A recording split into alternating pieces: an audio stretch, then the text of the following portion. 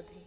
প্রিয় ভক্তগণ, আজকে আমরা শুনব কিভাবে শ্রীকৃষ্ণ নীরব ভক্তির মধ্যেও দুঃখ ও কষ্ট দূর করেন। এক ছোট গ্রাম চন্দ্রমল্লী গ্রামে থাকতো ছোট ছেলে অরিন্দম। তার বাবা মা খুব ব্যস্ত থাকায় সে প্রায় একা। রাত হলে সে নদীর পাড়ে বসত, চাঁদের আলোয় হালকা গান গেয়ে ভগবানকে ডাকে, হে কৃষ্ণ, আমি একা, কিন্তু আপনার সাথে কথা বলতে চাই। গ্রামের লোকেরা বলতো, এত কাঁদছ, গান করছো, তোমার কি লাভ? অরিন্দম চুপ থাকতো, শুধু চাঁদের আলোয় প্রার্থনা করত। একদিন গ্রামে বড় বৃষ্টি এলো।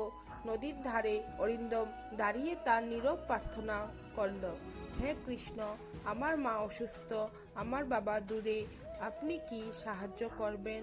হঠাৎ নদীর পাড়ে ছোট ছোট ঝর্ণা থেকে আলো বের হয়ে গেল।